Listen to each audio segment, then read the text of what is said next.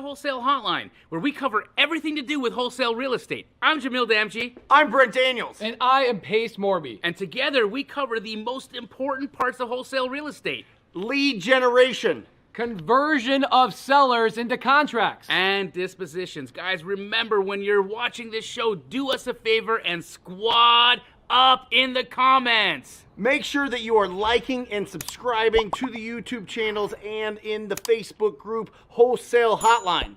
Most important, we want to know we're doing a great job for you and helping you build your business. So go give us a review on iTunes and or Spotify.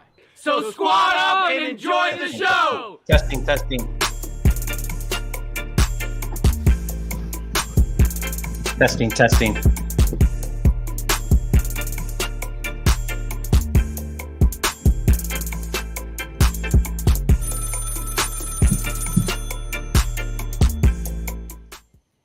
Very good. Welcome to Wholesale Hotline number 217. I am Brent Daniels, Mr. TTP, Mr. Talk to People, joined by my man, What's up? the king of wholesale. Fresh off of the biggest real estate event ever. It did feel like that. Yeah, it was. Hard to put into words just how powerful the summit was. You know, there was, of course, our homeboy here, Mr. Norton showed. Jerry Norton. He did an incredible job. Thank you. Grant, I had no idea was like really a stand-up comedian who just does real estate on the side. Yeah. And Donald Miller did an incredible job sharing with us You're talking about Grant Cardone? Yeah. Well, he did like a hilarious. bit? Dude, I had never realized how funny he is. Like he got on the stage and made us laugh for an hour, but delivered incredible content at the same time. I mean, he's Grant, you know, so he cussed a lot and did Grant things. Yeah, sure. But he killed it. Like he was so on the money with the things that he was talking about. I was thoroughly engulfed in what he had to say. And then, you know, of course, Vina brought the heat. She did a great job. And Cody Sanchez, holy moly. Like this, I never met her in person before. Yeah. So it was the first time that I got to A, meet her, and then B, listen to her perform her talk live. Holy crap, dude. Like that woman is next level. I wouldn't be surprised. I wouldn't be surprised if in like 15, 20 years she was running for president. That's like the level of genius that I think exists in that brain of hers. And so I'm excited. It wasn't just the lineup and stuff. I mean, I've been to a fair amount of events, and you guys ran a first class event. I mean, everything felt like on point. It was so well. Yeah, it was so well organized. It was just I was just so impressed every step of the way with how you guys ran the event. It was fantastic. Thank you, Jerry. It was a lot of work. Big shout out to the entire New Reach squad. They all showed up and did a phenomenal job. Every person that was involved killed it. I mean, Bobby and Eric, bro. I always known Bobby was really good, and I've always known Eric was really good. But they shined. Like they were on the stage. They were creating edits like in small little breaks, putting stuff together in like record time, catching shots that were just remarkable. And like truly, it was the first time I'd ever seen. It was like two kids. I don't think Bobby has been happier off of a bike. Like just to see like how much joy he was having, you know, nerding out with his bestie over there, just, you know, doing what they do. So everybody killed it. Pat, oh my God, you know, Pat, of course, he's come into his own right as an MC, and his story was really interesting as well because Grant gave him a chance, you know, almost a decade ago. Well, and Pat, you know, shared that he was addicted to drugs and alcohol at the time. He was going nowhere fast. He was desperate. And Grant gave him that shot, put him on the stage at 10X, and then that led to him getting more gigs. And he had the opportunity to have a full circle moment where he got to thank Grant for giving him that shot because he was on that stage as the MC for that event, and he did a killer job too.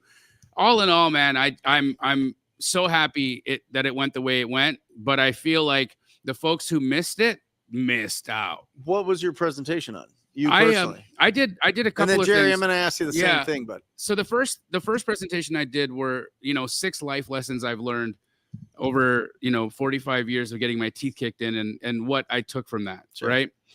So it was very vulnerable, very personal piece, and I shared a lot of some of the trauma that I had been through over the last little while, but how I saw the silver lining. And still, from 10,000 feet, you can find so much grace in the problems that you're facing on a day-to-day basis, right?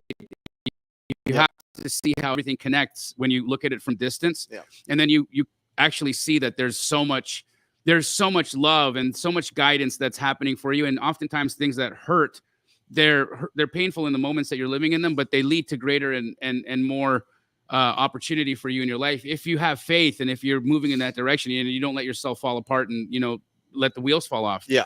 The second presentation I did was on deal lenses. So looking at different deals through different perspectives and how to monetize what would normally be an unmonetizable deal. Mm-hmm. And then we went into scale. So I talked about the ways that we hire, how we select candidates, how we pay candidates, some of the pitfalls of certain types of compensation methods versus others. When is a good time to hire? Who should your first hire be? Mm-hmm. Really looking at what the overall goal is for an operation, and then using that as the framework on how to build a team. Yeah.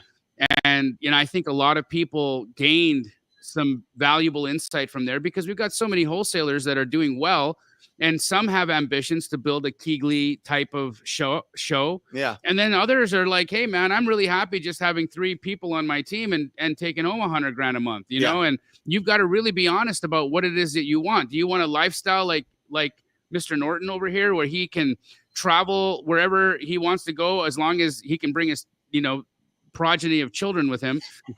But he's got an incredible lifestyle, and his business fits his lifestyle. He's always set it up like that. He's a lifestyle investor.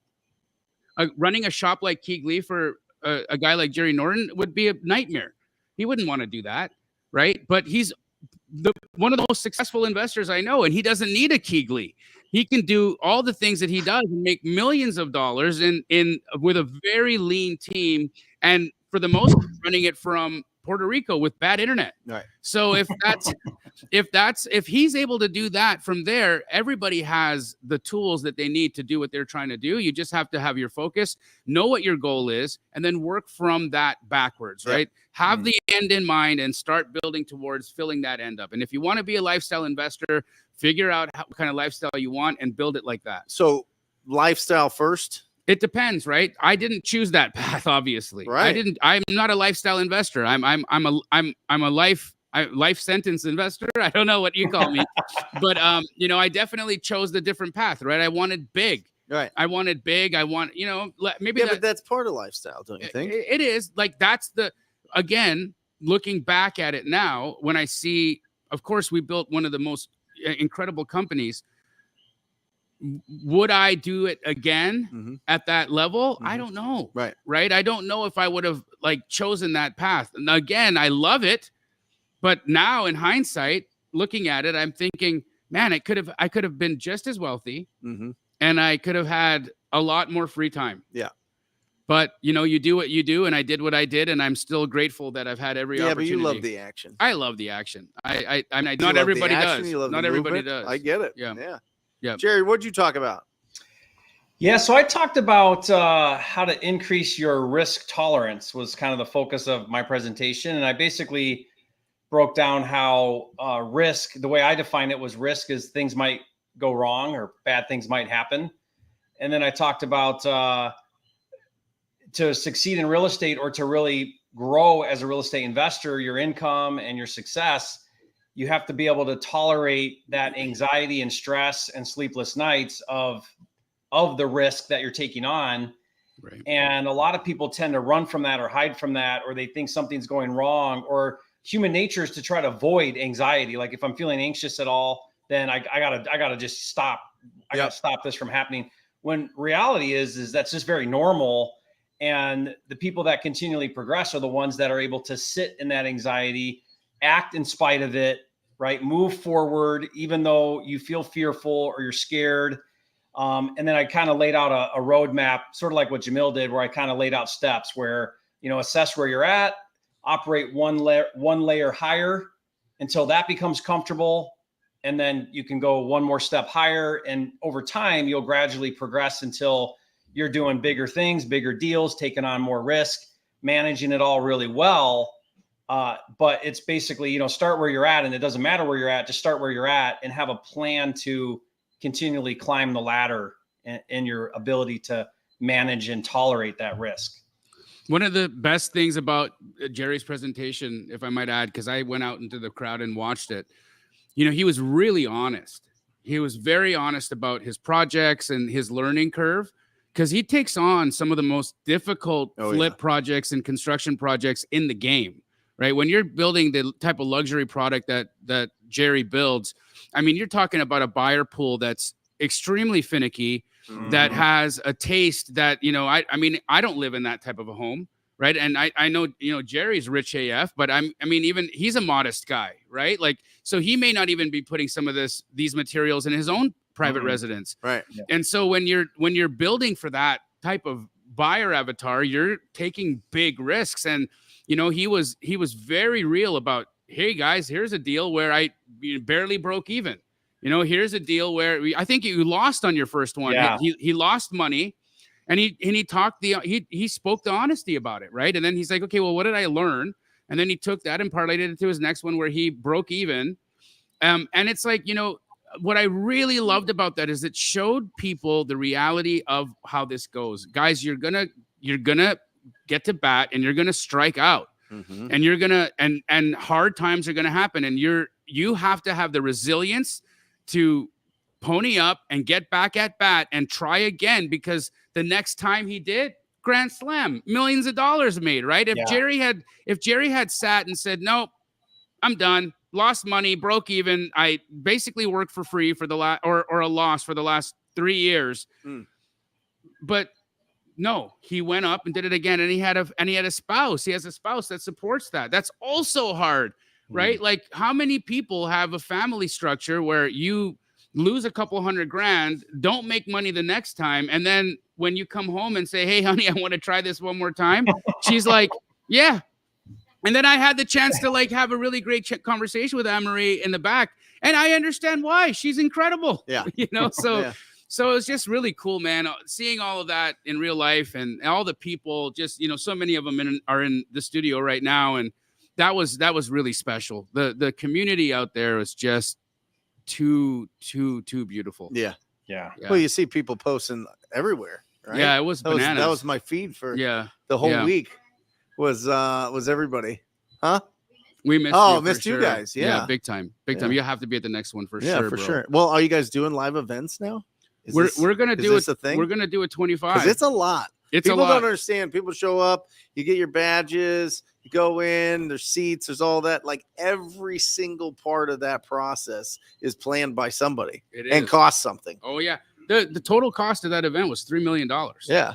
Oh, I believe it. That is not a joke. Right. And so, but yeah, we're gonna do 25. And Jerry and Pace and I were talking. It's like, how do you make Squad Up Summit 2025 better than what we just experienced? That's gonna be the $1 million question. How can we top what we just did? I have no idea. Yeah.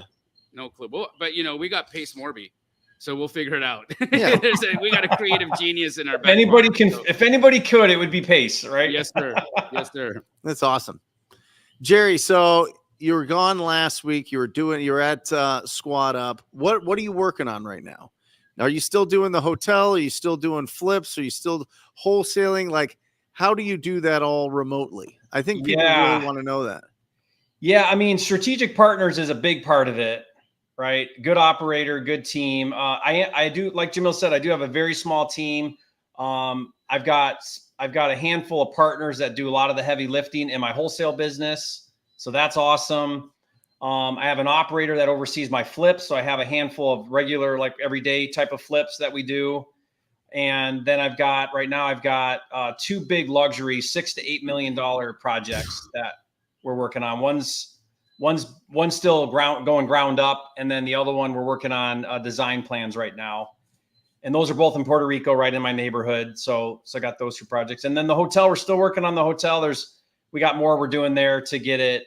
You know, we're occupied really well. So all the rooms and everything, we have an event center.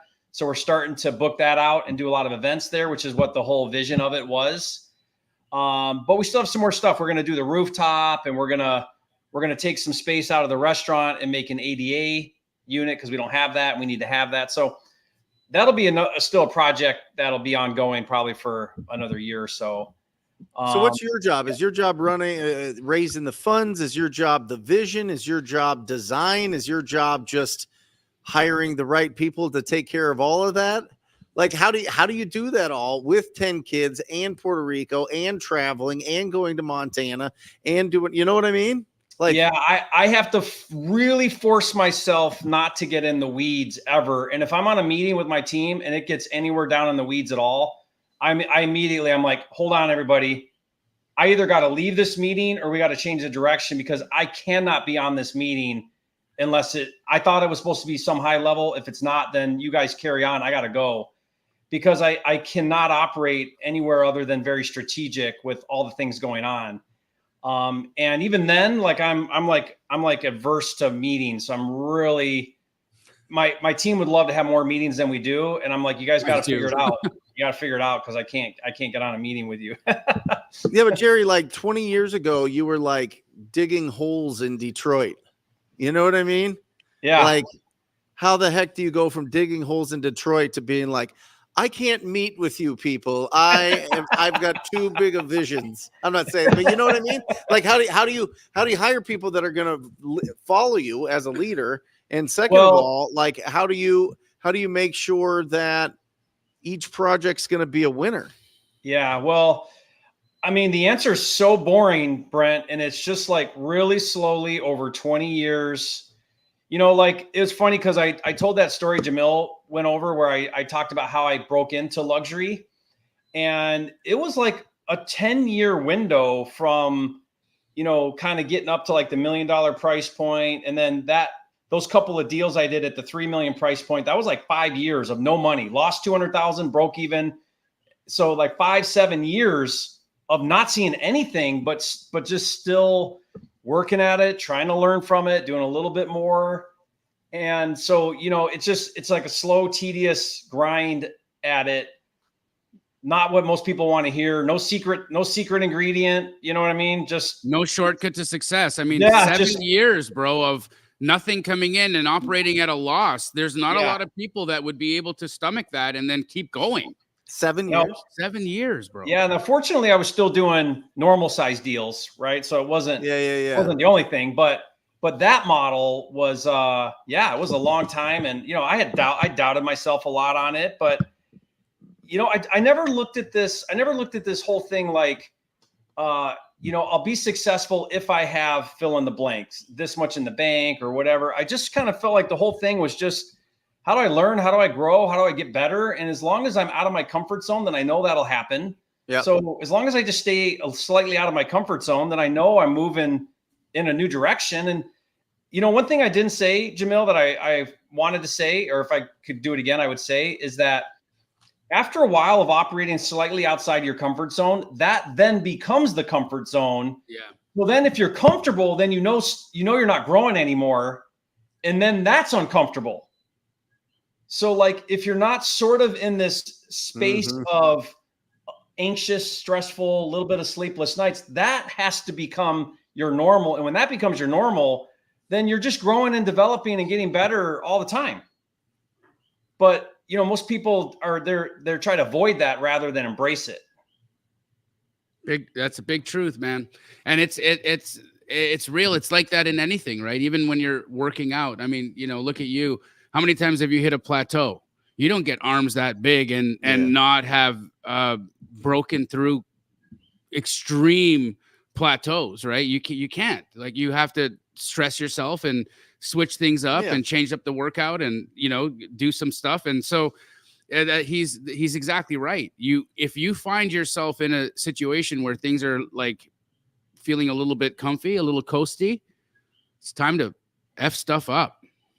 Yeah. Make it hard. Find a challenge. Find a challenge. Well, I also think it goes back to what is your earning potential in your lifetime. You know what I mean? Or whatever kind of potential you want. Maybe it's a physical potential. Maybe you want to do an Ironman or a marathon, or you want to do something like that, or participate in some sort of competition or whatever else. But how do you I don't know. I feel like sometimes it's hard to balance it all. You know what I mean? I feel like it's hard to balance all the things that you want to do physically, and all the things you want to do with your family, and all the things that you want to do with your business, and all the things you want to do with your friends, and all the things you want to do with whatever, giving back or volunteering or whatever, wherever your faith directs you, so to speak. You know what I mean? Yeah, I 100% agree with what you're saying and know exactly what you're talking about. It was actually one of the things that I brought up in the talk was our patterns. Yeah. Right. Yeah. And is that we all have these specific patterns that we wake up and do unconsciously out throughout the day. Right. Like let's talk about when you drive from your house to your office. Mm-hmm. I asked the question to the audience, how many of you have ever gotten into your car and drove to your workplace and have no idea how you got there? Yeah. Right. But every day. Right. Yeah. Literally every day. Yeah. You didn't kill anybody. Right. You turned on your blinkers when you changed lanes. You stopped at every red light. You followed all of the traffic rules, right? Everything was fine, yet you were a complete zombie. Mm-hmm.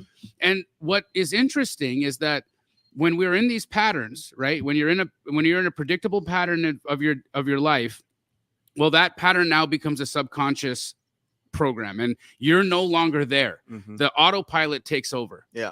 And so many of us have our lives set up in ways where autopilot's running 95% of the show. So if you're looking at the contents of your bank account, right, understand that the work that you're doing right now is a pattern. Mm-hmm. How you're showing up and what you're doing right now to generate income is a pattern. And that is reflected in how much earning you have and what kind of money you've made. Your body is the result of a pattern, from how you're moving to the way that you're eating, all of that. And so if there's something that you don't like, then find the associated pattern that you have around it and make a micro change in the pattern. Have a pattern interrupt. And it doesn't need to be something that we do in this big dramatic fashion where it's like, I'm going to change everything about me right now, because that's probably going to fail. Mm-hmm. Unless you just had like a rock bottom moment and you have to like split the seed and become something different, right? Mm-hmm. But if you look at your day, and the best way to understand what you value is look at your calendar. Look at your calendar. Mm-hmm. So many of us have, when you ask somebody, what's your why? And they give you all these things, right? They say all these things and they say, okay, show me your calendar. Pull up your phone. Let me see your calendar. And you look through a 30-day period, and none of the things that are on the why list end up on the calendar. And then so you wonder, wait, is this all just a dream? Are you full of crap? Are these things that you're saying are your why? Is that real? It doesn't look like it by what you're doing every single day. And that's a big aha moment for folks, right? It was for me. It's why do you think I'm going to Canada every month to go see my kid for an entire week? Why? Because I realized that I was saying, and I was delivering to myself in my mind the story I told myself, the story I told the world about my commitment as a father wasn't lining up with what I was doing. So it had to change. Mm-hmm. Because if I want to be an authentic person, if I'm truly what I say I am, and if I'm going to show up the way I say I am, be the dad I say I am, then I better be the dad that does that. Yeah. It's just that, look at your calendar.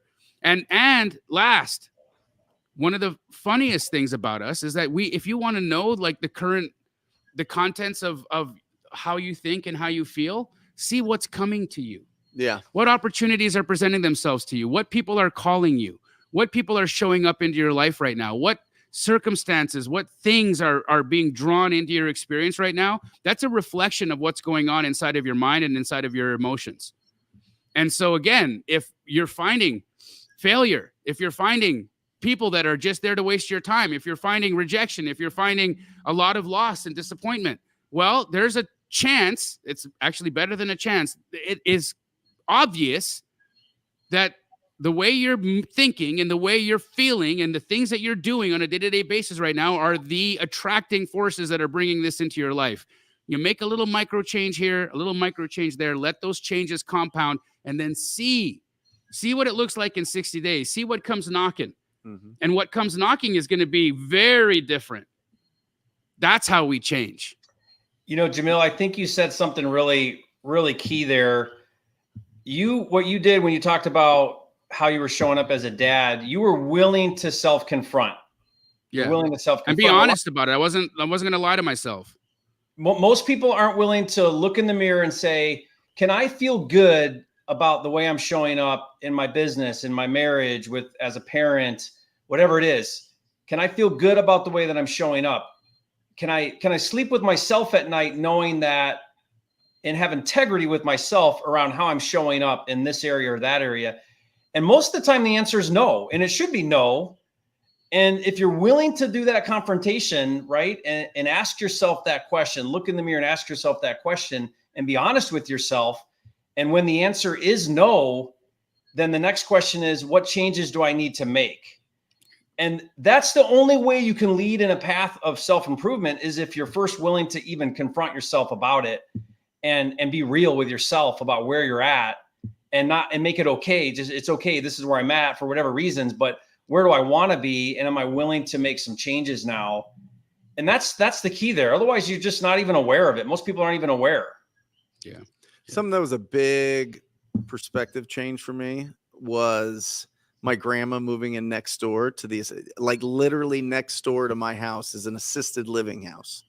And I hate it.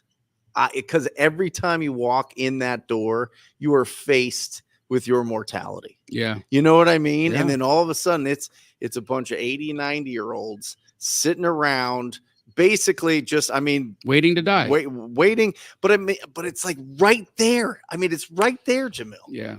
I'm 42 now. It's right there. And there's so much life to live and there's so many things to do, but it's like right there that it's like, I get out of there and it's like the sun is brighter. There's a breeze. The birds are chirping. I'm just like, oh my gosh. You're in the shimmer. You know what I mean? You're in that place of presence. I'm because just telling you. You feel it. Your whole spirit drops into your body you get real. My grandmother moved in there, and I love it because my kids get to see her. We push her around the street, and she goes to the soccer games and everything. Right? You push her into the street? Yeah. She's like.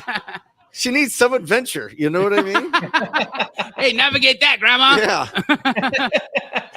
But it is. It's a really interesting perspective to go back and be like, holy cow. That thing that I was worried about doing, or the thing that I was like, should I go do that? Or this thing that, it like goes away. It evaporates because it's like, you got this much time. You know what I mean? We're this much time to really go bananas. And I hope that they'll, squirt us full of all sorts of good stuff and we'll live, a couple, decades longer in our generation, but who knows? You know what I mean? And, but what I do know is, the calendar, what is it filled with? And we were talking about it before. They say that, the happiest people spend the least amount of time at home. Do you know that? No. Isn't that interesting? The happiest people spend the least amount of time at home. What's that? Because they're traveling. They're out and about. They're on adventures. They're doing stuff. They're going places. They're getting out of their comfort zone and seeing what the world has to offer. They're getting new experiences. And so if you're I think just to kind of pull this all the way back to real estate and wholesaling and doing your first deal and going out there and trying something new for the first time, just this week, just embrace it. Like really see it as a project and an incredible opportunity to just wrap your arms around this fear and anxiety and kind of the whole thought that maybe somebody's going to reject me or somebody's going to get mad at me or whatever else, and just embrace it and see what happens. And just know that like you only have a certain window of time that you're going to be financially able to, provide value to the world. You know what I mean? And so what do you think that is? What do you think the prime of our existence, male and female, what do you think those like key decades are? Like, It you think it's depends on from like what you leave. 30 to 70? It depends on the books that you write. It depends on the videos that you make. It depends on the audios that you make. It depends on the experience that your children have. You know what I mean? Like, it all passes on, and you hope each generation kind of levels up in their ability to really serve. I mean, you see these billionaire families, they don't have jobs. They're like they run, they do philanthropy all day long. You know what I mean? Right. You go and hire high-powered people. There's some very wealthy people at Bo's school, and they run all of the fundraising and all of the, you know what I mean? They run all of the events, and they do all those type of things. And so, from how much time do we have from like, we're 15 cutting lawns, like type of when thing. when we really start getting into our stride, right? Like, I think somewhere along the lines of like, there's a lot of young people that are doing great things in here. Like, how many people do we have in the audience right now here that are in their 20s? Can I see a show of hands? I mean, look, this is incredible. Yeah. Like, look at this, right? Yeah. One more time. Look at that. Awesome.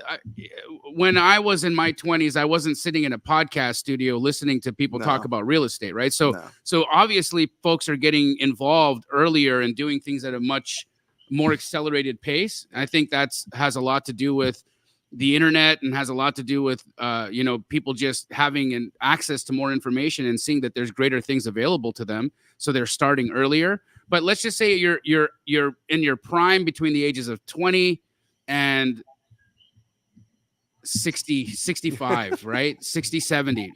But that's like, it's 50 years. It's not a long amount of time. No. And of that, there's going to be so many years spent building, and you're going to make mistakes, and you're going to have failures in that, right? So you might only have a 10-year run of magnificence and greatness. So you better get to flipping work, because you got to start making your errors so that you can get to the good part sooner than later. What do you think, Jerry? Yeah, I look at it like 3 phases. The first phase usually is income. So you're very driven on income. Then you move into lifestyle, and then hopefully you move into impact. Yeah.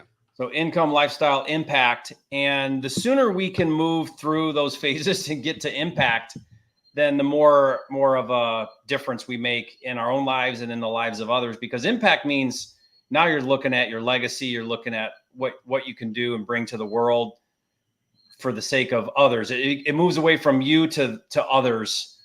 And so for me, I want to be moving more and more into the direction of impact and less about income and lifestyle, right? And you're doing it. Yeah. What's working for your business, Jerry? How you finding deals right now? Well, I'm really excited about this new model that it's been around forever, that everyone knows as wholetailing. I've been calling it takedown, where you take it down. It's kind of the analogy I like to use.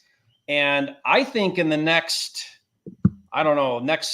year to 2 years, we're probably going to move away from the traditional wholesaling to actually just buying and reselling, taking it down and reselling. So I'm doing a lot with fundraising right now. I'm working with a lot of lenders, PML and hard money. And I'm even looking to start my own fund for like 60-day, 90-day money, like short-term money. It's not rehab loans, and it's not transactional funding. It's kind of that little sweet spot of 60 days. And I just really am excited about it, because the more I look at it, because I've always done that model, but just not front and center. Yep. But the more I look at it, the more I realize we typically make 2 to 4 times more than traditional wholesaling. And life is a lot easier because you don't really have a dispo department now. You use agents to resell it.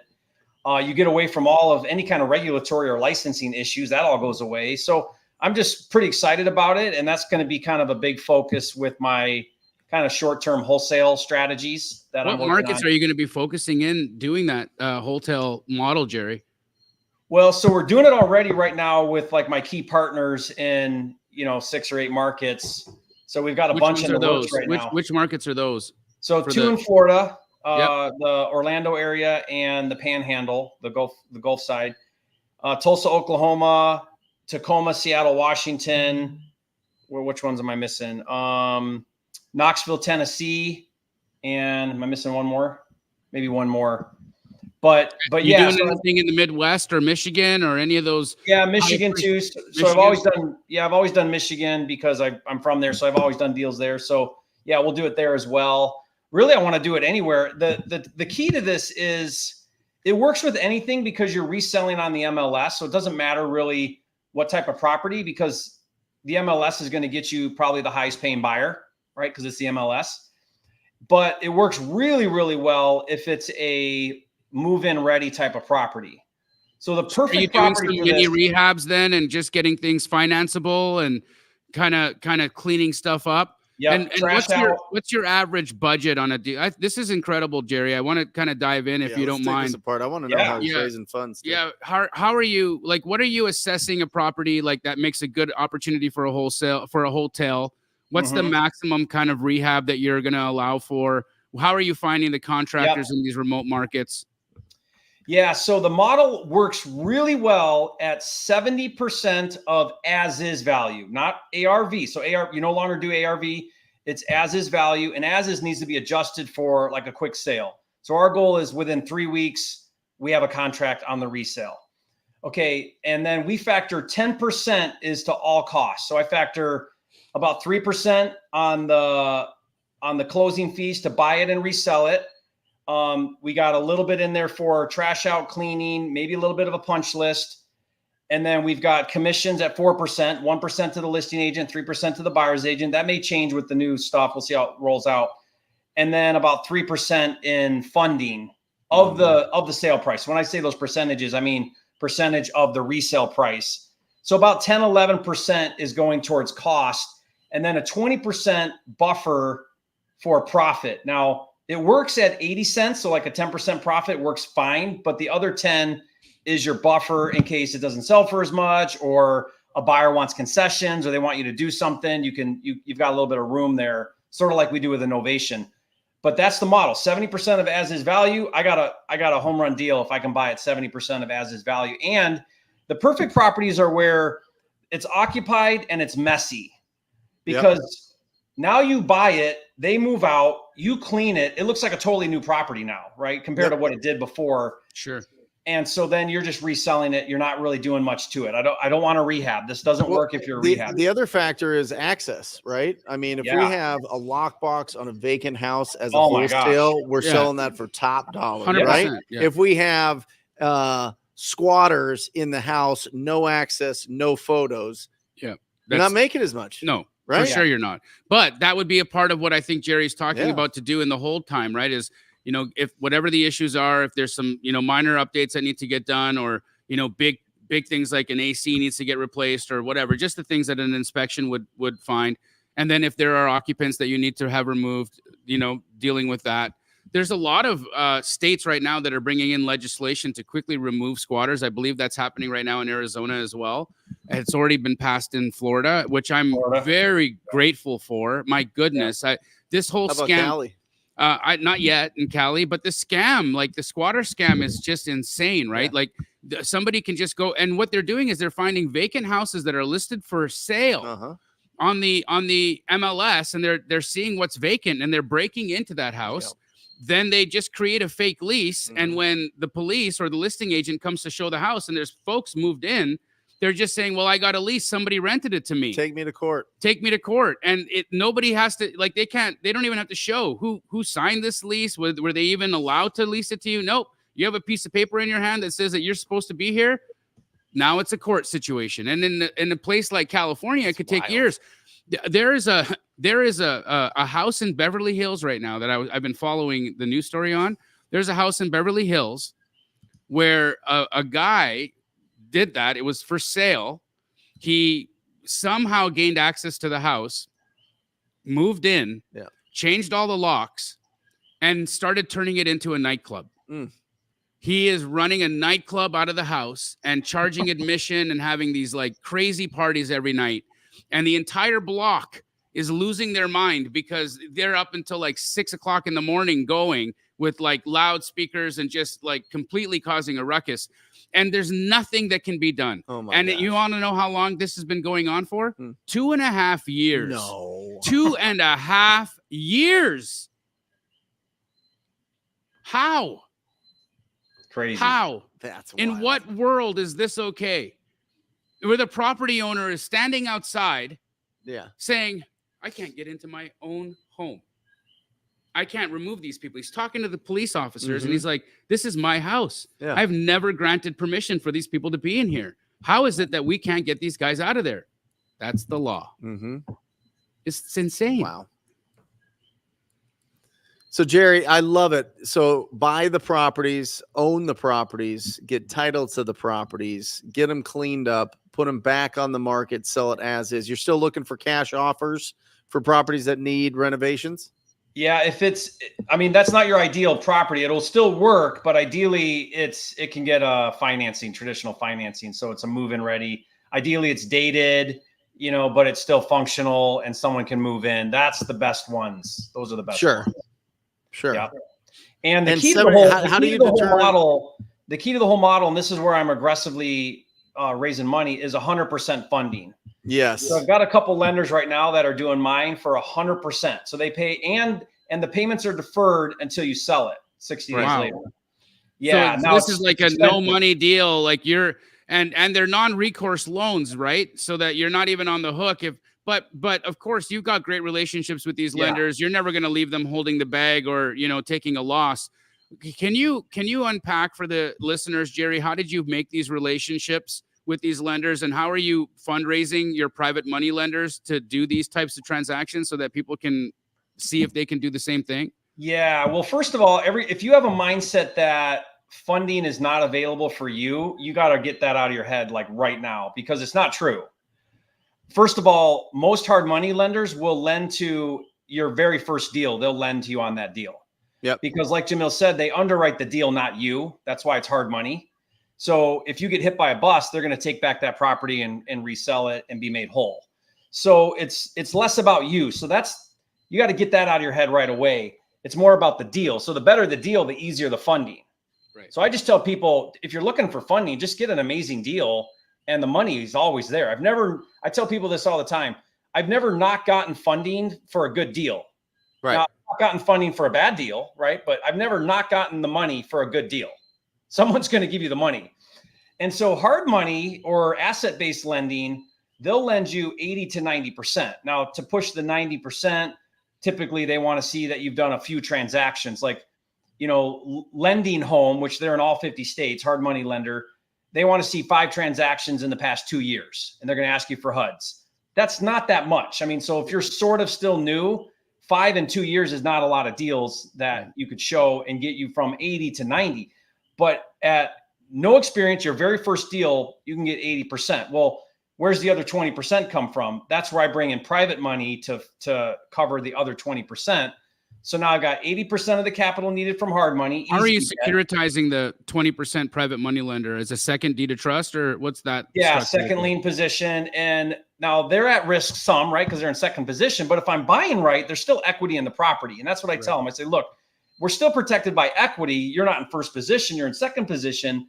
And if they say, well, I'd like to be in first position, I say, great, then you fund the 80%. Well, I don't have that much money. Okay, well, that's why your 30 grand or 40 grand or 50 grand is in second position, because you don't have enough capital to be in first position. So, you know, deal with it. And I don't say it quite like that, but that's the gist of it is.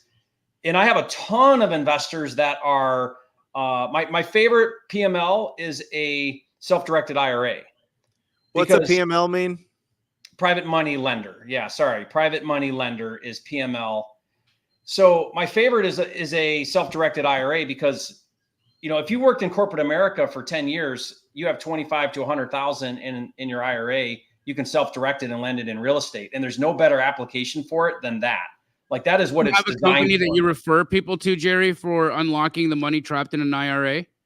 I like Equity Trust just because they've been around forever. They're well known. They're easy to work with. And they can move your money in about 2 weeks from wherever your custodian is now into the self-directed. And then it's really simple. You give them loan docs and they look it over, and then they wire the funds, and, you know, you're off to the races. So there's a few steps there, but I do a lot of my deals with 100% funding, and I'll just bring in 2 different lenders, hard money and private money, merge the 2 together.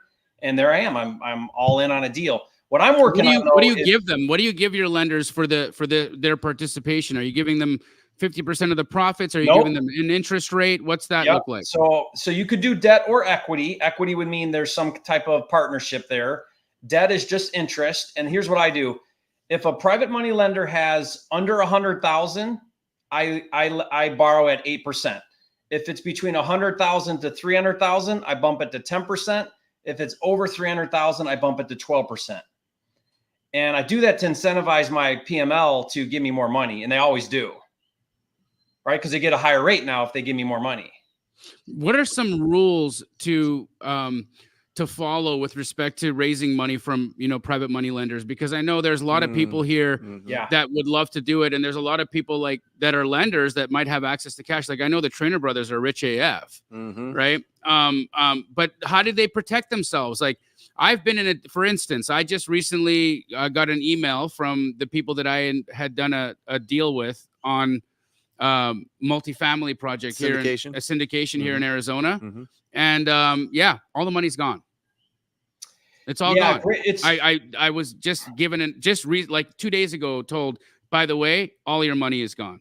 And here's the other thing. A lot or? Oh yeah, it's $250,000. Here's the thing.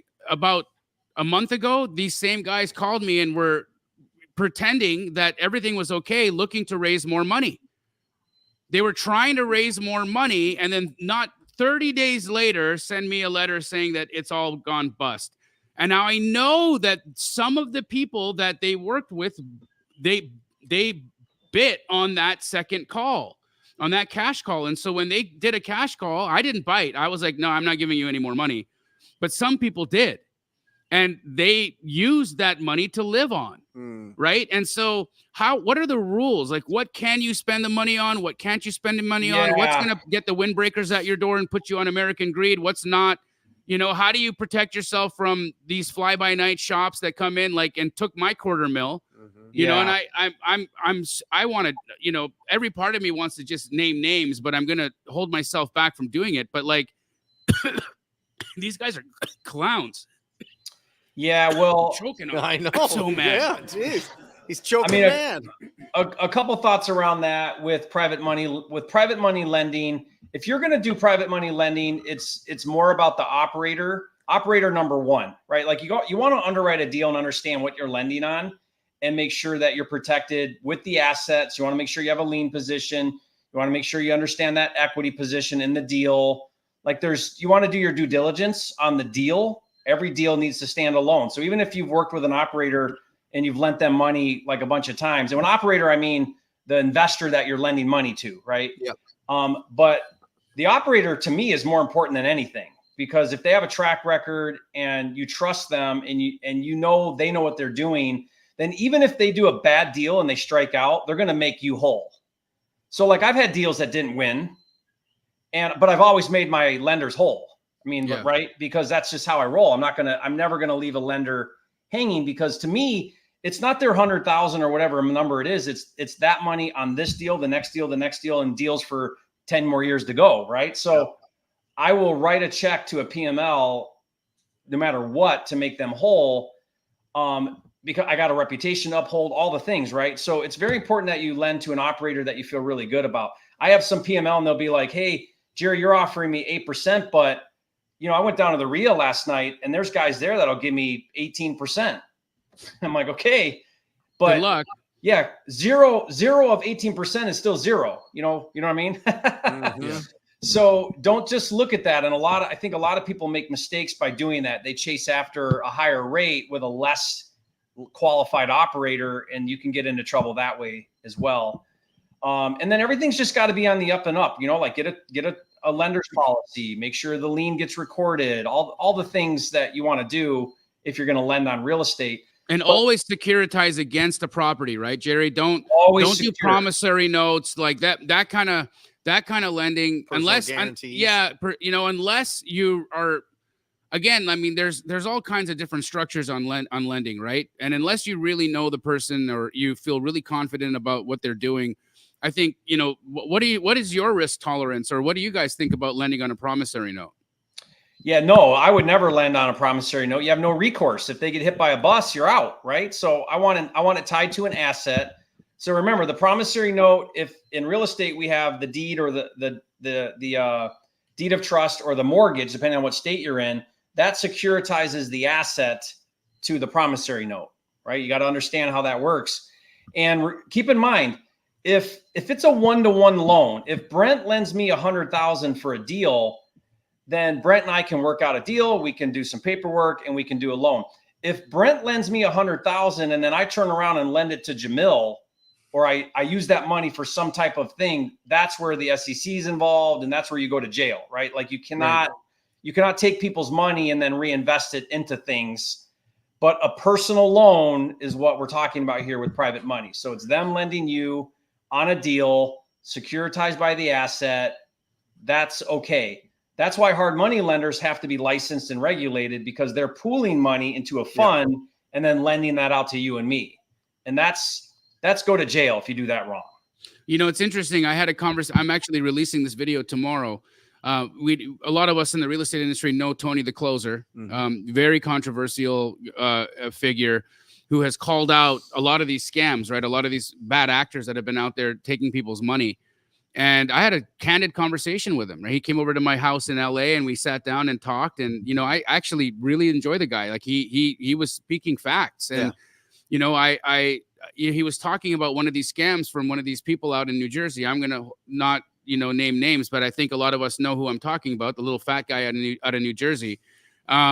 He was raising money from people on the same house. What he was doing is he was going to one guy and saying, hey, you know, give me a loan on this property in Patterson, New Jersey or whatever. And then he would go to another guy and say, hey, give me money on this property in Patterson, New Jersey. And then he would do that 10, 15, 20 times. Right. And so he had all these people that thought they were securitized against this one property, only for all of them to find out that he didn't even own the property anymore. Right. So, he got arrested. Right. And he's facing trial soon and will very likely do some, you know, 10, 20 years in prison for his misdeeds. Right. How do we protect ourselves against that? What kind of due diligence would you be doing, Jerry or Brent, to keep yourself from getting caught up in a situation like that? I mean, again, understand your operator, make sure that title's doing their due diligence on, you know, who's on title. Are there other liens on this property already? You know, you just got to really make sure you're checking all the boxes when you're doing the title like report. That. Yeah, make sure If you're doing a title report. lend money on a property, get the title report. Who owns it and what liens are on that property? Right. And it's so easy to get a title report, right? So what do? You call a title company, you pay them the $15 or $20 that it costs to run a title report. Well, it should be going through title anyway. Yeah, so because they're going to do a lender's policy. You go through title. You guys hearing all this? Anytime you do a loan, you record the loan at title. You make this an escrow. Yes. And you pay the title fees. That's why they were invented. Yeah. I mean, that's that and to sell us insurance for them doing their job correctly. That's a great racket. Yeah, it is. That's a really good money there. But I think that's a great piece of advice. You know, going to a title company and making sure that when you are when you are lending money as a private money lender, that you're recording this correctly and that you're getting a third party neutral. Now, what if the investor? Same with raising funds. I mean, guys, if you really want to do it right, make sure that everything goes through the title. If it's a document that is getting an autograph, the title company needs to see it. You know what I mean? Yeah. Like this isn't willy-nilly. Make sure that they all see it, and it's going to keep you protected. Now, when I did that $250,000 investment into the syndication, it didn't go through a title company. There was an attorney involved. Sure. And I, of course, had my attorney look over the document, and he's like, "Yeah, I mean, it looks okay if you trust these guys." And I'm like, "Well, it's the first time I'm doing business with them, but they came highly referred by people in the industry here in Arizona." But again, it's interesting, right? Because I called some of those people that were friends. And I'm like, hey, did you guys hear about this company going belly up? I thought you had done business with them in the past. And, you guys were great friends and all the things. And, I kind of did I invested based off of your vouching for them. Mm-hmm. And then you find out, oh, well, we hadn't done a deal with these guys in like 5 years, but the deal that I did with them went really well. So even when you're getting referred somebody, you still want to ask, how long ago was it that you guys did business together? What did that relationship look like? When did it end? And how much did you make? And how are you securitized? And what did it look like? I think that this is really exciting to talk about, honestly, Jerry. And you and I have had these conversations because you look at the future landscape of wholesaling. There's going to be licensing. In some states, they're just going to say no, but they're not going to stop you ever from flipping houses. You know what I mean? I mean, I hope not. I hope I never live in a world where that happens. No. Sometimes they put deed restrictions on based on who's selling you the property. But for the most part, if you figure out how to find really great opportunities, you should be able to find the funds to close them. And as soon as you close them and own it, just put it on the market. But if you think about it, like I think about this all the time, why do we do a novation? Or why do we even do an assignment of contract? Why do we do that? Because we're trying to transact without actually having to buy the property and without actually having to come up with the money to buy the property. Let's say that money was no object, like you just had so much money that it didn't matter. Would you do an assignment or would you buy it and resell it? You would buy it and resell it every time. Every time you would, because you'll make more money doing that. Because now you can go on the MLS, it's vacant. Yeah, but Jerry, there's costs involved. You got title and escrow 2 times. You've got real estate agents. You got to get insurance. You got to maybe turn on the utilities. There's way more steps. I think they're really minimal. Restrictions. I think they're really minimal, and I think you make 2 to 4 times more money doing it that way than you do doing an assignment. Because think about it, when you do an assignment, you got to take that deal to another investor and you got to leave enough meat on the bone for them to then go do a bunch of stuff and make money. When you go retail and you go straight to the MLS, you're finding the highest paying buyer in the market now.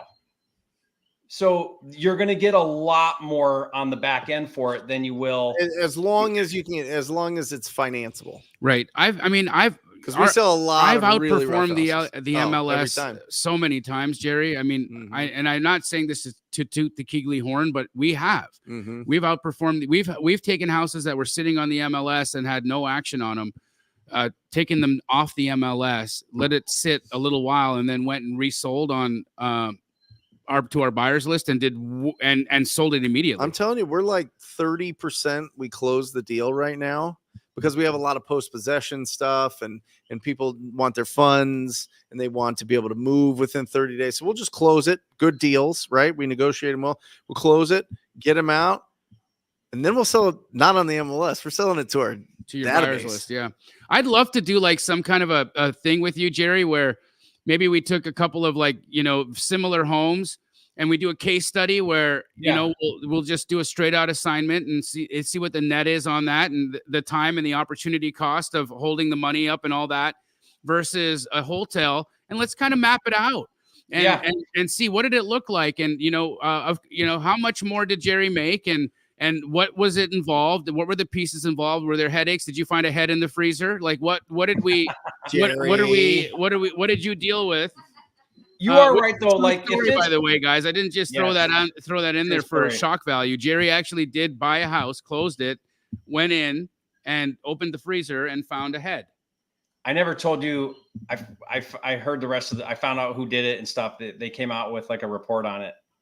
Oh, okay. Are you able to share? I think so. I mean, no one's told me I can't. So, well, what happened? Okay, so the seller was a widow and a young adult.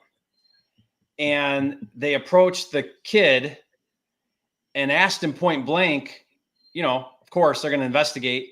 And apparently the chopped off head in the freezer was a homeless guy that lived in town. I saw this. Yeah. Yeah.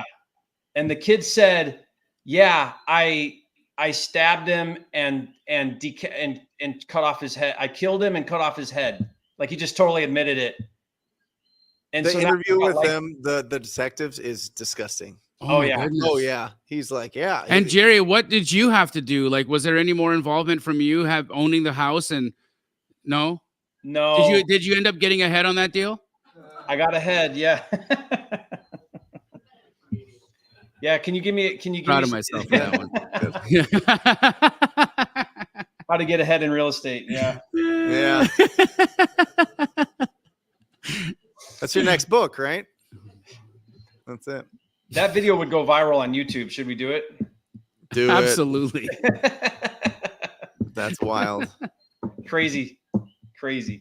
Yeah, but I'll tell you, Jerry, here in Phoenix, we've tested it both. We've tested putting it on the MLS and putting it out to our buyers. But I will tell you this, if you put it out on the MLS, I think that you're going to hit home runs way more often than just the list. You know what I mean? Yeah. Because how do you get around the shenanigans of like, I mean, I guess you don't have to then sell it with the same wholesale restrictions, like no inspection period and like you're probably going to sell it more like a traditional deal, right? Where you're going to give the buyer an inspection period. They're going to bring traditional financing to the table. No, you're shaking your head with a big frown. Tell me more. I'm putting right in the comments, as is no inspection period. Wow. And see who offers. And you've had offers. Yeah. Yeah. Oh yeah. Yeah. Listen, if you have a smoking hot deal, it's not hard to sell. Yeah. You know what I mean? So people understand what it is. It's usually people that buy our wholesale deals with 5,000 non-refundable. What I'm telling my partners right now with it is, if we can't make double double on a takedown than we do on an assignment, if it's not at least double, just do the assignment and be done with it and move on. It's got to be double or more. How are you determining that you're going to be able to hit a double? Like, we're just running numbers. Like, okay, well, if we fire sell this thing on the MLS and we get a buyer in 3 weeks is our goal, after we pay all these fees, which we know our cost, right? Because our costs are our cost. What do we think we'll net? Now, you don't know for sure, right? But what do we think we'll net? And is that anticipated net more than double an assignment? If it's not, just do the assignment. If it is, then let's take it down and try. And that's kind of how we're approaching them. So I'll give you an example. We had this little house in Florida, and it was like, we had it at like 62, or no, we had it at 60. So we had it at 60,000. And I said, okay, let's dispo this thing hard. So we dispo it, do all the things, outbound, everything, right? Worked it hard. And we had a 12K buyer. So we had a 72K cash buyer. Okay. So 12K, great. I would take that all day. Mm-hmm. We said, okay, let's not, and let's take it down. So we take it down, put it on the MLS, and all we did was cleaned it out. We didn't do any repairs, nothing else. We just cleaned it out, new pictures, MLS. Sold it for 98. Sold it for 98 on the MLS. 98. Wow. Yeah. What market was this in? And we net 25. Okay. So I would have done 12, made 25 instead. How are you compensating your dispo, or how do you compensate your team when you do something like that, right? Because, that becomes a thing. I know for at least at Keegley, our dispo people are heavily reliant on us being able to give them really good deals. And when we have a huge opportunity for them, it's like I feel like I'm taking off the plate of my employee, which I don't ever want to do, right? And so how do you compensate them, and how do you kind of get around that, the salty feelings that somebody might have on your team because you haven't let them have the opportunity to sell it and you went to the MLS instead? Yeah, I mean, great question. We're not full steam where we've eliminated dispo altogether, so we have enough going on to where they're okay. But I'm trying to figure that one out too. Yeah, because you take it away from dispo when you do that. Yeah, he's kind of looking at you like, well, I was like really waiting for that deal. It's a great deal. Yeah, and I would have loved to be able to sell it. Which is, and of course, then there's also the added benefit or the disadvantage of what you do to your buyers list when they don't see those really great deals, right? Like one of the things I love to do, Jerry, is send out, these smoking deals that train my buyers to continue opening my email. And if I'm only selling the deal that is, not going to get me a double on the MLS, then I'm now training my buyers to kind of mute me because they're not seeing anything really, really, really special on my email. It's just the average deal, right? Which they can find anywhere. So that is problematic, I would think, right? Because you don't want to train your buyers to ignore you. Yeah, I mean, I've got a little bit different philosophy where I try to find a new buyer on every deal. And what I worry about all the time is if I keep going back to the same buyers, then pretty soon I'm not finding the highest paying buyer in the marketplace. Okay. So we kind of have some rules with dispo where it's like, we're not just like in Brent's office. They're like, if it's Jamil, we screwed up. If Jamil's the buyer on this deal, we messed up because we know we left money on the table. Yeah. And I know that you guys have had conversations. Look at he's all red in the face right now because it's true. It's true. I mean, It's this is 100% true. this is a Cody Hoffine rule here, where you don't want to be a cash buyer employee, where you're working for the cash buyer. And a lot of people get lazy and they just take their deals back to their same buyers rather than find the highest paying buyer in the market. So, and listen, I think when you're starting out, we sold a lot of deals together. Lots of deals together. I loved you know? it. It was And great. then Jared Vidalis is like, "Hey, you want my whole buyers list?" And I was like, "Oh, Sure. okay." Yeah. yeah. We just traded. So, yeah, I think when you're starting out, if you have somebody that can help you dispo it and get it through the finish line and make sure that it goes as smooth as possible, it is huge. Are you working any secondary markets right now? I know Jerry just rattled off a few. Where just are all you? of Arizona, really. Okay. I mean, we're in some smaller markets in like Arizona, Benson just and because things like that. like Bisbee. You know, the which those are great. Those are great as well, Brent, to take down. To take down in those small towns. Those are great. Well, Jeremy sold, we sell to like the same 3 guys that buy in the outskirts. You probably know exactly who they are. And they literally did nothing but close on it, relist it, and made like $80,000. And Jeremy's like, "What are we doing?" It's like, man. Yeah. So then that's become your strategy in those smaller secondary markets. I'm still not. Still but I could. Yeah, you could. Yeah. I mean, I could if I was convinced. I just, But Josh Keating in the comments that's another thing we're doing is we're telling our dispo, hey, get your license, because you might dispo this traditional, or we might list it, and if you're licensed, you can get the listing. So that way you're still feeding dispo either way. Yeah, that's a great point. I actually we used to do that on the houses that we would flip, because that would turn into a point of contention too. The app would force the deal, and then we're like, we want to flip this one, and the dispo team is just like, come on, guys. We're like, no. You'll get the listing when we put it on the market. And then they were like, yeah, great. Awesome. So then they would make way more money on it than they would have made if they had just dispoed the deal as a wholesale deal. Yep. And I think, when you put it on the market, Jerry, you're typically working with a realtor contract, which has significantly more disclosures and more avenues to be able to back out of a deal. So you have to really be good at the contract language when you're listing it, and making sure that you're removing and making the disclosures that you need to based on what you're signing there. Because some of these, I've seen some of these contracts. Yes. Every state's different. And it's wild. Like in Michigan, you can just put a big X through the seller disclosure and say never lived in, and you're done. It's so easy. But not everywhere does that, What about septic tanks and the inspections? Right. But here in Arizona, it's the seller's responsibility to do that. Right. Septic inspection. Yeah. Right. Yeah. Yeah. So again, I think you introduce a few more moving parts. You also get rid of a few moving parts, like dispo gets simple. But whenever you take down something and own it, you inherently take on liability, right? Because now you own it. So something could go wrong, and you're funding it. So you got that now. So it better be like twice what you're wholesaling it, or don't do it. Just wholesale. I remember the biggest just to sign it letdown we had was we closed a house, and I get a call on Christmas Eve from the wholesaler that sold me the house, and he's like, "Hey, sorry to call you. It's like 11 o'clock on Christmas Eve, right? Oh my gosh! I'm in Aspen with the family." Nice. And he says, "Yeah, I don't know how to say this to you, but we just closed on that deal yesterday. Thanks, by the way. Yeah, it's on fire right now." I'm like, "What do you mean?" He's like, "Well, the seller just called me, and he said your house is on fire, and so I wanted to call you and tell you your house is on fire." I'm like, "Well, so now what do we do?" Yeah. He's like, "I don't know. Maybe you're gonna want to call the fire department. Merry Christmas." Why are you calling me? Call the fire department. Yeah, and he hung up, right? And I was like, my God, good thing. Yeah.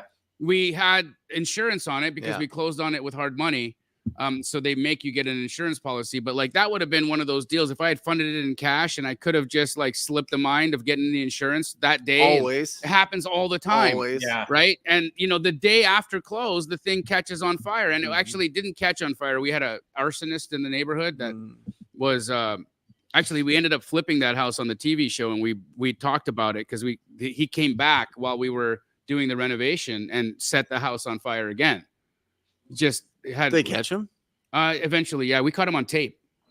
It's a weird Yeah. It's a weird vibe. It is. Weird brain, right? Yeah. Yeah. You just burn a house down. Yeah. Just kind of, it's just like, something in him just likes to see the fire. I think it's like arson. I don't understand arsonists. I don't either. It's an interesting sickness. Go to like a fire show or something. Yeah. Yeah. I don't know. But yeah, guys. You tell us, Jerry. Yeah. So the liability issue is a real thing for sure. Yeah, we had one at the auction that burnt down. Yeah, we bought it at the auction, got the insurance on it, burnt down Immediately. Yeah. Yeah. Somebody was mad they foreclosed and Just lit it up. Lit it up. It's wild. Yeah, there's some there's some more moving parts there, Jerry. But I think long-term strategy wise, sure, if you can raise funds on these, you can close on them, which means that you feel really confident going. If you're going direct to seller, you can go and tell them the process and exactly what's going to happen. And there's no surprises that sometimes pop up when you sell it to somebody else. Yeah. You know what I mean? They go on vacation and they didn't initial one page and that has to get done and you run around. It goes a few extra days and the seller's pissed off. So you definitely have way more control. You also have way more risk. Well, since we're on the subject of, selling on the MLS, why not just list equitable interest on the MLS and wholesale it through your escrow period of the deal, right? Because essentially you'd be doing the same thing that you're doing minus the clean out, right? If you have a relatively clean deal and you disclose to your seller that you'll put it on the MLS and you have a nice flat fee brokerage to work with, some of these brokerages will list for you for $1,500 flat. And they'll actually put your phone number in the listing so that when a buyer calls, they're calling you direct. Now, what are your thoughts on that process and selling like that? That's same idea with the novation. The problem with that, Jamil, is it's just not clean. I mean, we have right now a novation we're doing in Winston-Salem, and it's $100,000 difference. Like we put this thing up and we had like 20,000 views on Zillow in like the first day. Wow. We've had like 20 offers. Like that's like one of your YouTube videos. Yeah, it's an awesome deal. Like I think it's $115,000 novation. Well, guess what? The seller called up, pissed off. Yep. And the seller's like, dude, I knew there was some equity in here. I had no idea that you guys would sell it. I see what it's listed for. You guys are making all this money. And now here we are talking to the seller about, hey, you know what? We signed a contract and you agreed to this. And what is it? And they don't have to come to title and close. And so they can just decide, I'm not going to sell it. Dude, they can unwind it. Yeah. So my partner's like, Jerry, what do I tell them? What do I do? What do I do? And I'm like, dude, you have to take this serious. Like if we just tell this seller, well, too bad you signed a contract, he can unwind this whole thing. And then what are we left with? Right. So like, yep. that's the nature of it though. Anytime you're trying to sell something you don't actually have legal title to, you just introduce a lot of challenge. I agree. Most people I talk to, we do novations, and most people I talk to, they have like a 50% fallout rate on wow. Most people. Because it's so easy for it to go sideways with a seller. So same with that. Like if you're listing equitable interest and you're like trying to MLS an assignment, you can do that stuff. Like it works, but it's just not clean. It's just pretty messy. How much are you going to have to give him, Jerry? I don't know. We're going back and forth with him on it. What we're telling him that's when they go, hey, I want 60 grand more. So here's what he said. He said, I want more money. More. They do. He said, I want more money or I want you to close by Friday. And I'm like, we'll close by Friday. Oh, great. He gave you options. What's that? Yeah. He gave you options. That's great. Yeah. Yeah. But my point is like, here we go. I got to deal with the seller. And why am I doing this? Because I'm trying to do a no money deal. That's what I'm trying to do. I'm trying to structure a deal where I don't have to own it. I sort of assign it, but I'm using the MLS. I'm using a novation. I'm changing one contract for another contract. I got to keep the seller in play the whole time and keep him happy and don't let him go sideways on me. And it's like, oh my gosh, this is like all this drama. Why? Yeah. It's a great, hard to scale episode of a soap opera.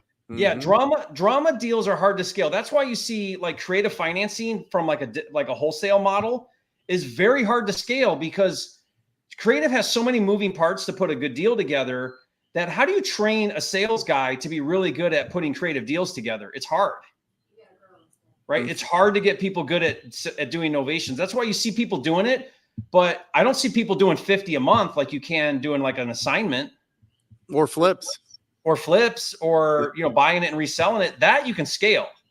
Yeah, I guess it depends on the training of your departments and like how skilled the people are. I mean, Ingrid's in our audience right now, and she's a really heavy into creative finance and is very eloquent, I imagine, in how she's pitching her situations to people. And I imagine that you're pretty successful at that. But how does Ingrid get 5 Ingrids? Come up here? Yeah. And I love Ingrid. It's hard to get 5 Ingrids that know how to put creative deals together on your team. Hey, Ingrid. Hi, Jerry. Amazing job at Squad Up. It was awesome. Glad to be part of the Owners Club. Yeah, me too. You're not wrong, Jerry. I also think that we're trying to hire from the wrong pool of people. Mm-hmm. I think if you actually go after other agents and teach them about creative finance, I think you're going to have a higher look. Getting your license is a filter, right? And in my opinion, if you're going to go after other agents, I think that's where you're probably going to have a certain character that is going to be able to speak to creative a little bit better. Awesome. Why? Because they had to be studious enough to pass the damn test. Sure. But 2, they understand contract law. And at the end of the day, creative finance is so much to do with contract law. So that's now, Ingrid, let me ask you a question. You got your sales guys that are doing the low cash offer, and then they somehow need to recognize, oh, this actually would be a great creative deal. I'm going to put a different hat on now. And now I'm going to approach this deal from the creative perspective.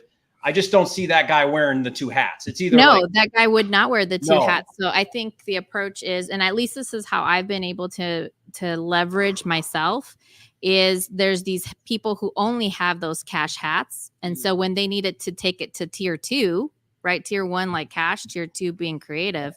That's when they reach out to me. And so I'm closing deals because I'm that more elevated pitch that requires just a little more sophistication. That's how you do it. You hand it off to your creative specialist, and then they structure the deal rather than your acquisition guy. So then it's not so much of a hey, I'm scaling a creative opportunity or a creative wholesale operation, but we're using creative financing as a strategy to wholesale when it's appropriate. Yep. And then you're not really scaling that part of the business as one thing, but it's a tool in the toolbox so that you're not leaving money on the table on those deals that may not work with a cash offer. And by the way, you better have a creative specialist like on your team that can put it together.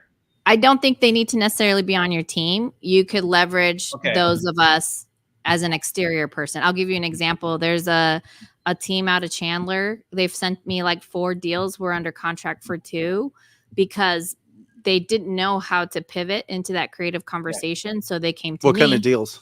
One of them is definitely a homestead buyer. Like it's not going to cash flow for an investor, but I had a few buyers who could go and close on those deals. What does homestead buyers mean? A homestead buyer, somebody who's a primary home buyer. They're not going to cash flow. They're meant to live in that house. So they're okay paying like at rent or even slightly above what they would pay for rent. Sub 2. Right. Now, Ingrid, are they JVing with you then on that deal? Yep. Okay. I have a couple of creative, I'll say predetermined agreements where our goal is to get them anywhere from 2 to 5K, because otherwise these would be like trash leads, right? They wouldn't do anything with them. So 2 to 5K is better than nothing. You pay them 2 to 5K if you put a deal together. Correct. Mm-hmm. And then who's the dispo? Who ends up with the deal? Well, I'm the one. I do a lot, but yeah. You'll dispo it as well. Right, because I'm an agent. I have just a pool of buyers that I can work through. But the other approach that we've also taken, Jerry, is like my partner, Steven, who's in the audience, we flip. What's up? So we're doing subtails. We have 2 going on right now, right? We do too. Because you have built-in lending, excuse me. Yeah. And so those are a lot more easier to raise against because you're just raising against the gap funding, right? Like the actual fixing of the house. And then we go to market on those. Yeah. Mm-hmm. Yeah.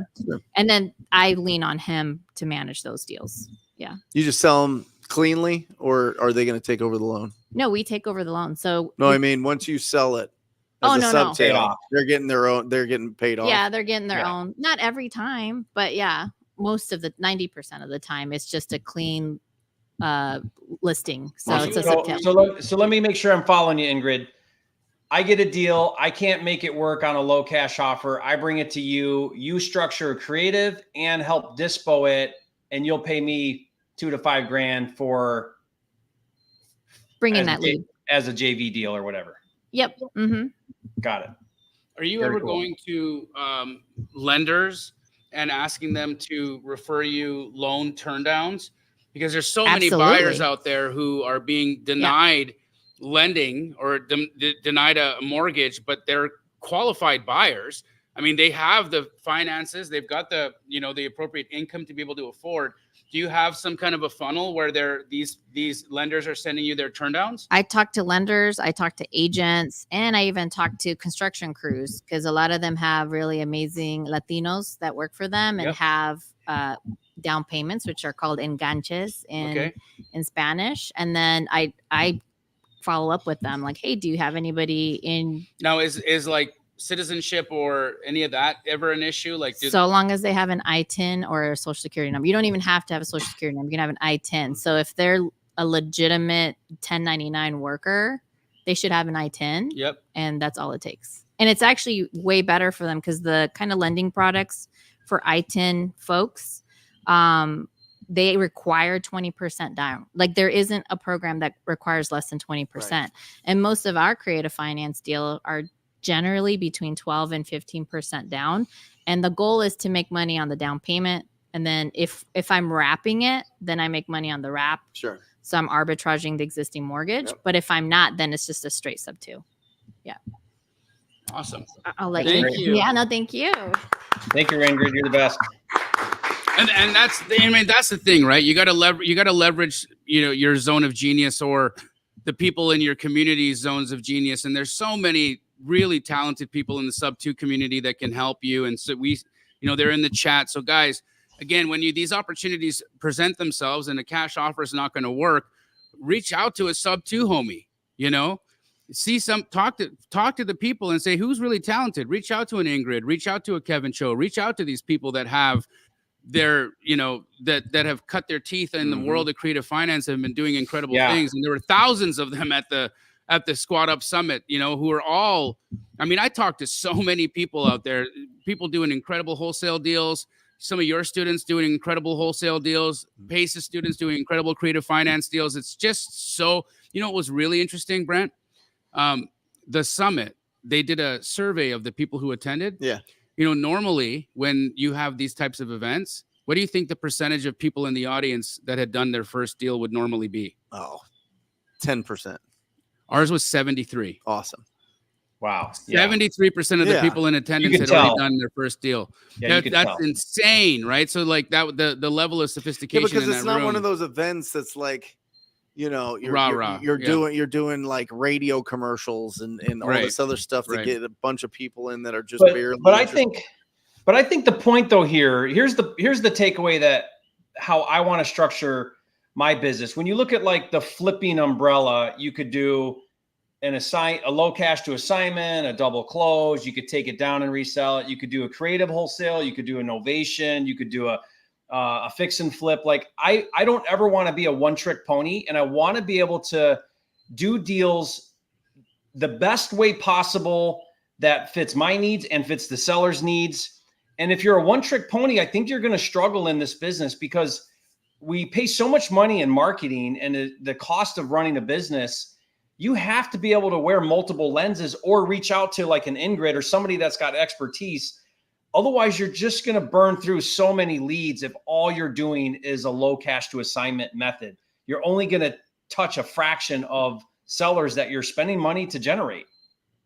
So I think you kind of have to learn. So start where you're at and learn the next one or bring in experts around you. But I think you have to start to learn these other techniques. Yeah, I agree. I think, listen, a lot of the big companies that spend a lot of money on marketing, whether it's TV or pay-per-click or whatever else, they get most of their marketing budget paid for just by listings. By listing the property. They have people on their team, they go 50-50 with the people that list their properties, and they'll just go, oh, it's in this beautiful condition, it's this and this and this. Okay, great. Here goes my listing agent. They may or may not know creative finance. Probably they don't, but it might just be a traditional listing that goes through. You know what I mean? Yeah. So I think that there's we really do that too. We list a lot. Yeah. I mean, there's really 4 paths, right? There's the cash as is, there's a creative offer, there's novation, and then there's listing. When somebody calls in, or when you're having a conversation with somebody about selling their property, you're trying to figure out which path is the best path for them to go down. Right. You know what I mean? Yep. And if you're just starting out, fine, do cash as is. It's the first level, like you were saying. Cash as is, cash. No, get creative. You know what I mean? Learn some of these, or find somebody that you can lean on that can bring in that expertise, so that you can squeeze the most out of all of your efforts, for sure. But remember, this comes down to having conversations and making offers every day. That's it. We could talk about every fancy technique there is. We could talk about all the different things that happen in title and escrow, and disclosures, and raising funds, and syndications, and developing in Puerto Rico, and all this. But nothing gets going until you have conversations and offers. Started your business. Yep. Started Jerry's business. Yes, sir. Started all of our businesses. Absolutely. Is conversations and offers. So make sure, listen, there's a lot that's thrown at you. There's a lot of books that you can read. There's a lot of things that you can listen to. There's a lot of creative and exciting people. Just have some conversations and make some offers with property owners and see what happens.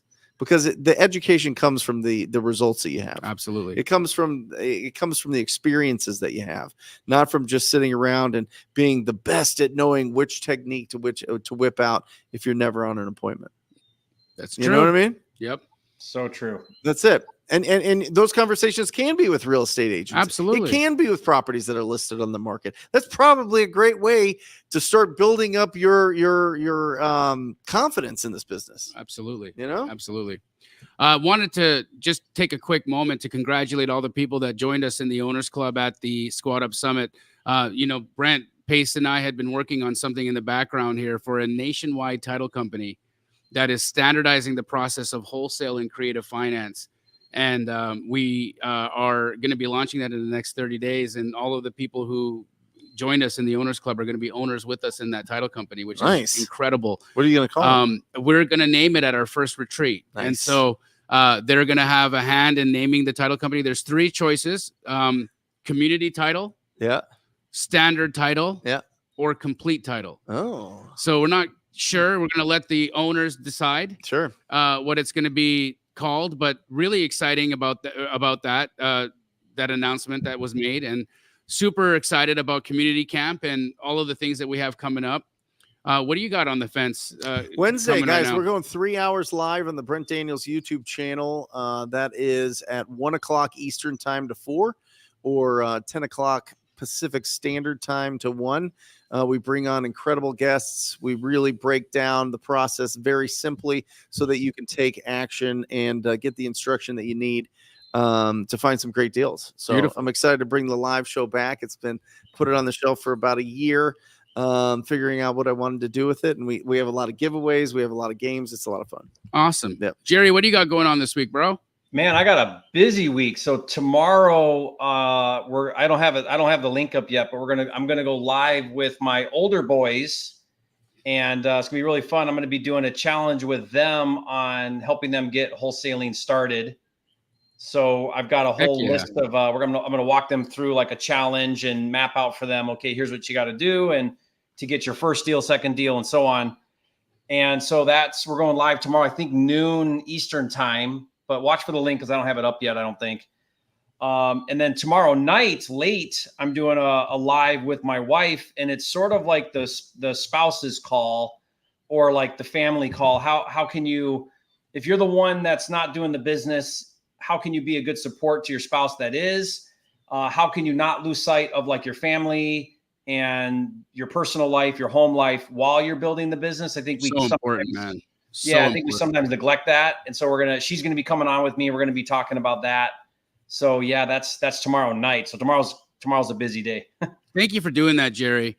You know, it's really such an important conversation piece. You know, I have been open about the challenges that I had in my family about, you know, not being everything that I could have been and should have been for my family while I was building my business. And unfortunately, things fell apart, you know, and I would hate to see that happen for others. I think it's an incredible thing that we do here in making money and building these incredible businesses, but we do it for the people we love. That's it. And if we end up doing all these great things and then we look up and there's nobody there, that's not a fun thing. Right. I've got Straight Outta Compton coming up on Wednesday. Again, Awesome. Thanks to everybody who joined us on Sunday for a great call. Bring your properties if you guys need help understanding how to determine value. I'll be walking through how I do that, why I think paying attention to the appraisal rules are the way to run when you are running your comps. So please join me on my YouTube channel at 1 o'clock on Wednesday for the next episode of Straight Outta Compton. That's it, guys. If you're not subscribed to each one of our channels, make sure that you get over there. Jamil Damji, Pace Morby, Jerry Norton, and Brent Daniels. We love you guys. We'll see you next week. Peace. Or just say squat up. So squat up and enjoy the show. Yeah. Yeah. Okay. 1, 2, 3. So squat up and enjoy the show. What are you doing? I didn't say nothing. Why? I don't know. Okay. So squat up and enjoy the show. Cool. I think we should use the one where Jamil doesn't say anything.